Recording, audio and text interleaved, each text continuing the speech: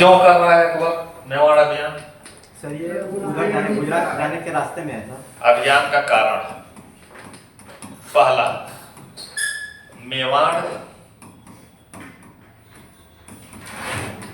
गुजरात एवं दिल्ली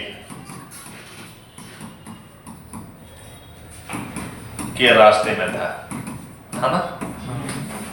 गुजरात जाना है तो मेवाड़ होके जाना पड़ेगा। अब गुजरात क्यों जाना चाह रहा है? गुजरात जाना जरूरी है, जो दिल्ली पे शासन करेगा गुजरात जरूर जाएगा, इसलिए कि पैसा भी तो चाहिए, वहाँ बिजनेस है, नजदीक भी है। नहीं ठीक है, एक पक्ष तो बता दे, दूसरा पक्ष बताओ तो धन धान से पूर्ण है, धन धान से वो तो ठीक है, तो बता दिए पैसा तो धन धान का से पूर्ण होगा ही और होगा। रास्ता भी है वो, जब जो दिल्ली पे शासन करेगा। अगर मैं ये कह रहा हूँ कि गुजरात जाना क्यों जरूरी है अकबर को? साम्राज्य विस्तार के लिए। अब एक पक्ष तो सब बता दे, दूसरा पक्ष सर क्या? वहाँ से सर पत्तन के माध्यम से वो मक्का मदीना और विदेशों से अपना संपर्क स्थापित कर सकता था, बिजनेस भी कर सकता था, और उसी रास्ते से वो अलग भी वो दक्षिण में भी जा सकता है। इतना घुमा घुमा भी बता देते हैं अधिकारियों को तुम लोग ना, तो अधिकारी कहते कि देवरिया का व्यू टॉप पे। जब अधिकारी आएंगे तुम लोग पूरा कंसेप्ट में मर जाते हैं। सर जैसे आपके सामने बोलना और किसी अनजान आदमी के सामने एक बार बोलना तो भाई इंटरव्यू देने के लिए, हम इंटरव्यू लेने के लिए यूपीएससी में हम नहीं बैठे रहेंगे ना, वहाँ पे तो जानते हो क्या होता है, तुम्हारा कॉन्फिडेंस ऋतिक रोशन को भी बैठा दोगे ना, लगता है इसका मुंह टेढ़ा है, वो चेहरे में नहीं, स्टार्टिंग पीरियड में पांचों का चेहरे में नहीं दिखाई देता है। उस टाइम हमारे पास दो कॉन्फिडेंस हो जाएगा, एक प्री निकाले हैं, दूसरा मेंस। अरे सब निकाल के हम भी 4 बार पहुंचे, लेकिन चारों बार कॉन्फिडेंस ऐसा रहता है ना, वो पांचों बैठे सब जैसे ये लगता है ना कि ये यमराज के 5 दूत आगे बैठा दिए गए, जबकि लोग बहुत अच्छे से व्यवहार करते हैं। वहाँ एंट्री करते ही एक तरह से नहीं होता किसी के यहाँ जाते हो बाबू भैया किए रहते, उस तरह से बात होती है, एकदम पोलाइटली नॉर्मल, कोई दिक्कत नहीं। लेकिन अंदर से आदमी के अंदर जो ये रहता है ना कि 4-5 मिनट तक तो चेहरा दिखाई ही नहीं देता है, हम अपने लगता है कि जो हम बोल रहे हैं तो मुंह कहीं इधर बाएं दाएं खसक रहा है, 5 मिनट के बाद वो लोग नॉर्मल कर लेते हैं। वो लोग इस तरह के होते हैं, जब लग गया कि लड़का बहुत प्रेशर में है तो इतना घरेलू बात करना शुरू कर देंगे जिस तरह तुम्हारे पिताजी तुमसे बतियाते हैं। ज्यों तुम नॉर्मल हो गए तब तो एक दाग देगा खटाक दे, ज्यों नॉर्मल हो, जब दिख गया कि चेहरा पे लड़की खुशी आ गई तो मान लिया कि हमारे पिताजी ही हैं, तब वो कहेगा कि अच्छा चलिए ठीक है, तो बताइए गुजरात क्यों जाना चाह रहा था अकबर? फिर उतना ही प्रेशर। तो इंटरव्यू जो चलता है ना 10-12 मिनट, 15 मिनट, 20 मिनट, आधा घंटे तक, वो केवल ठीक है सर, वो प्रेशर मैनेजमेंट गेम होता है और कुछ नहीं।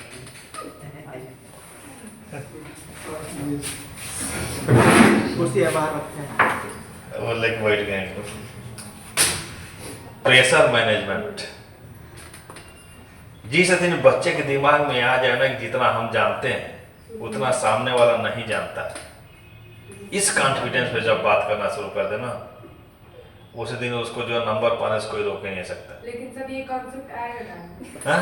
ये आगे कैसे ये कॉन्फिडेंस नहीं, जैसे कि मान लो कि बार मार्क इंटरव्यू, तो जैसे कि जितने कोचिंग वाले हैं ना, जब इंटरव्यू डिक्लेयर हो जाता है, मेंस का रिजल्ट आ जाता है, तो दृष्टि हो सब के सब इलाहाबाद दिल्ली में अपना जो है तंबू लगा के बैठ जाएंगे। तंबू लगाने का मतलब नहीं, अच्छे अच्छे होटल में बैठ जाएंगे, और फिर ऐड शुरू हो जाएगा कि ये कोचिंग आई है मार्क इंटरव्यू लेने के लिए, और उसमें एक पैसा लगेगा नहीं, लेकिन फिर भी लड़के डर के मारे नहीं जाते हैं। पूरा माहौल, हाँ? तो कॉन्फिडेंस जब वहाँ पे जाओगी तभी। ये बताओ अचानक जो है तुमको चूल्हा झोंकने के लिए लगा दिया जाए तो झुलस नहीं जाओगी? लेकिन धीरे धीरे मान लो कि कभी 10 मिनट बैठी चूल्हा झोंकने के लिए, फिर बढ़ा के 15 मिनट कर दी, करते करते 1 घंटा 2 घंटा जब बैठना शुरू कर दोगी तो अपने आप नॉर्मल हो जाओगी। यही हमारे जो अपने एरिया के जो बच्चे हैं, जैसे कि जो दिल्ली और इलाहाबाद में नहीं रह रहे हैं, उनके अंदर का डर, वहाँ पे क्या है कि मान लो कि अक्सर आमने सामने जो अच्छे अधिकारियों से मुलाकात, चाय पी रहे हैं, सब कुछ, ये बच्चे जब जाते हैं तो करते बहुत शानदार मेंस तक, इंटरव्यू में जाके इनको डर इनके ऊपर हावी हो जाता है। लगातार इंटरव्यू कॉल होने के बाद सारे कोचिंगों में मार्क इंटरव्यू, बस 2 सूट बनवा लो और घूम घूम मार्क इंटरव्यू दो। वो केवल सिखाएंगे, कुछ कहेंगे नहीं। बस ये करते करते तुमको ये लगेगा कि ये लोग जो क्वेश्चन पूछ रहे हैं ये कोई कभी बड़ा क्वेश्चन इंटरव्यू में नहीं पूछा जाता है। छोटा क्वेश्चन एकदम व्यवहारिक क्वेश्चन, डर की वजह से वो भूल जाता है। अरे हमारा मित्र है श्वेतांग पांडे, जो इस समय डिस्ट्रिक्ट डेवलपमेंट ऑफिसर है बदायूं में, क्लास 1 में है। वो यूपीएससी देने गया था इंटरव्यू, तो सरकी साम्राज्य को जब यूपीएससी देने आदमी जाता है तो सरकी साम्राज्य को कायदे से पढ़ के जाता है, क्योंकि सरकी साम्राज्य जो उत्तर प्रदेश में स्थापित हुआ था जौनपुर में, पढ़ा तो चुके हैं सल्तनत काल में। तो वो जब पूछा कि हु इज सरकी, हुआ सरकी, चैलम का इंटरव्यू बोर्ड था, जब पूछा हुआ सरकी, तो ये कह रहा था कि सरकियों के बारे में इतना पढ़ा था, सब कुछ हम वो पढ़ाने की कंडीशन में, हमको ये लग रहा था कि कहाँ से शब्द बोल रहा है सरकी। सरकी कह रहा था, ऐसे हमारा सर के ऊपर सरक रहा था कि हम सरकी कभी पढ़े ही नहीं। तब वो तब कहा कि बहाना बस यही था कि हमने कहा कि सर मैं हिंदी मीडियम से हूँ, तो हिंदी इंग्लिश समझ सकता हूँ लेकिन बोलने में दिक्कत है। कहा तुम हिंदी में ही बताओ सर की कौन थे।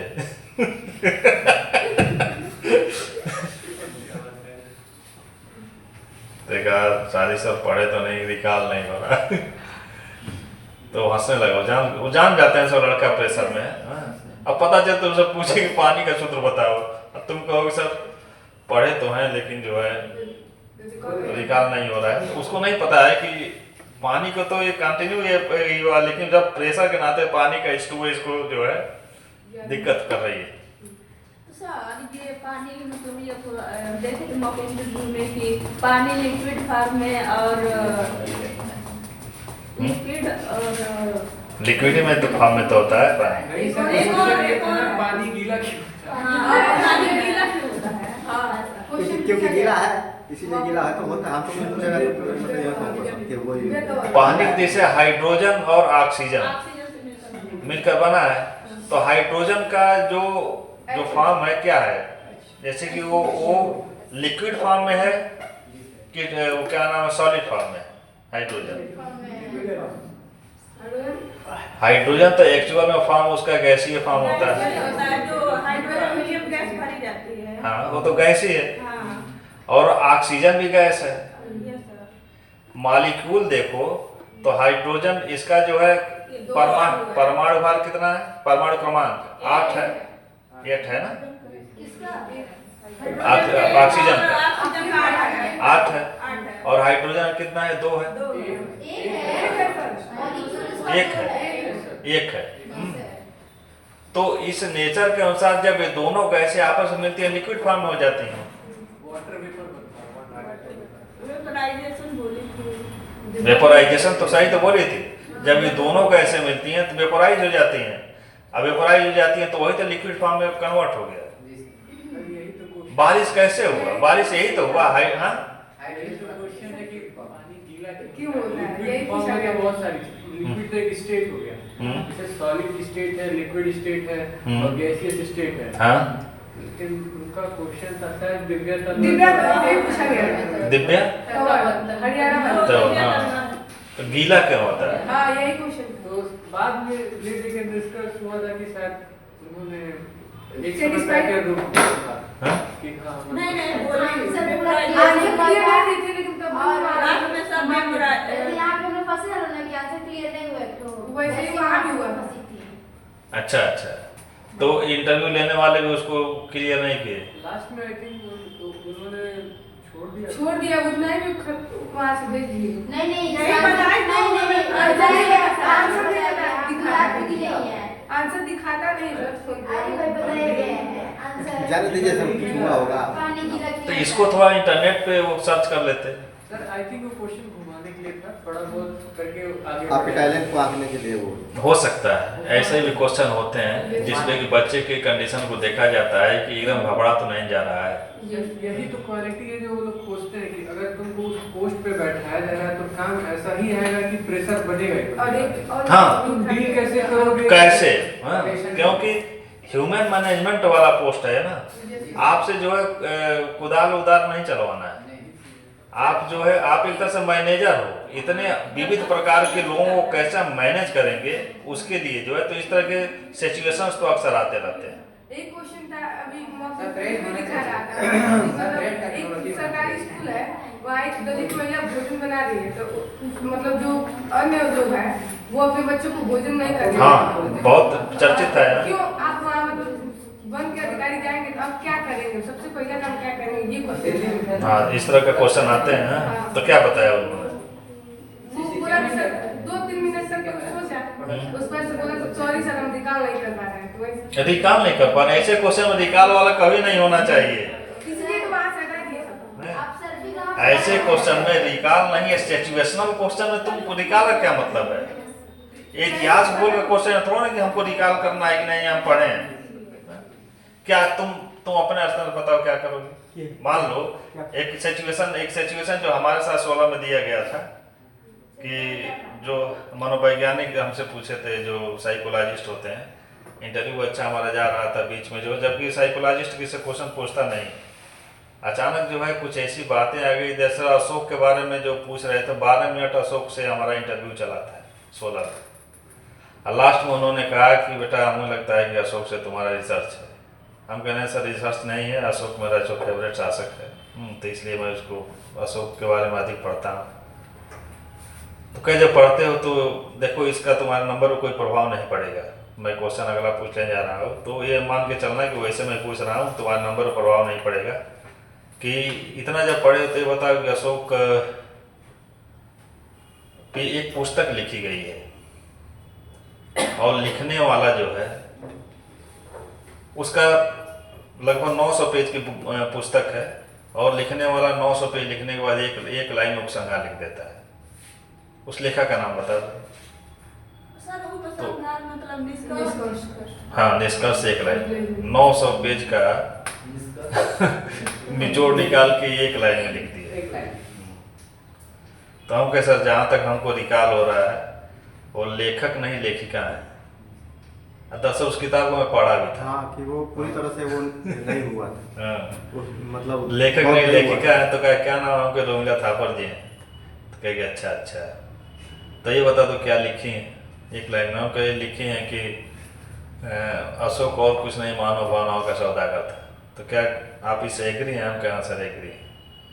कहीं कैसे एग्री हैं? हम कहे एग्री इसलिए हैं सर जब वो बौद्ध धर्म को अपना लिया और दिखावा ये करता है पूरी दुनिया में उसका ये करता है, उसी बीच में दिल्ली में एक विद्रोह होता है तो वह स्वयं कहता है कि तुम लोग आर्टिक जनजातियों का विद्रोह होता है तो कहता है कि तुम लोग संभल जाओ नहीं तो अशोक फिर तलवार उठा लेगा। इसका मतलब यह है कि कहीं से भी बौद्धिस्ट हुआ नहीं था। वह एक राजा था, वह प्रयोग कर रहा था। स्टार्टिंग पीरियड में एक बहुत बड़े भूखंड का सम्राट बनना चाह रहा था। स्टार्टिंग पीरियड में तलवार के बल पर बनना चाहा, लेकिन कलिंग युद्ध में एक लंबा टाइम खींचा। उसमें हो सकता है वो सोचा हो कि इतना समय में एक प्रदेश को मैं जीत पा रहा हूँ तो मैं भूखंड विजेता कैसे बन पाऊंगा। तो इसलिए शासन के तरीके दो होते हैं, एक पॉलिटिकल जो हम हथियारों के माध्यम से जीत लेते हैं, और दूसरा विचार और भावनाएं। तो उसको उस समय के लिए सबसे लोकप्रिय एक धर्म बौद्ध धर्म लगा, इसलिए कुछ नया ना चला के उसी के आड़ में अपने विचारों को इंजेक्ट करना शुरू कर दिया समाज में। तो क्या ठीक है बेटा। तब हमसे वो पूछे थे कि ये बताइए यदि आपको कहीं का डीएम बना दिया जाए, किसी भी जिले का डीएम बना दिया जाए और बहुत पिछड़ा जिला है और शासन चाहती है कि आप उसको विकास उस जिले का विकसित रूप प्रदान कर दीजिए, कैसे? लेकिन कंडीशन ये है कि शासन आपको कुछ एक्स्ट्रा देने के लिए तैयार नहीं। सर पिछड़ा किस चीज से? हर एक लड़के से पिछड़ा है। इसका आइडिया लगाना पड़ेगा। क्या?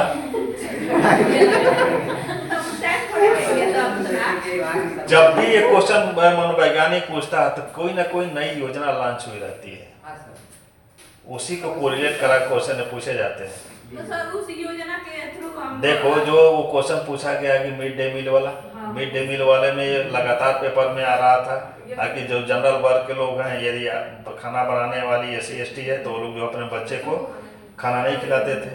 जब तक समस्या नहीं तब तक समस्यात्मक क्वेश्चन बनाएगा ही नहीं।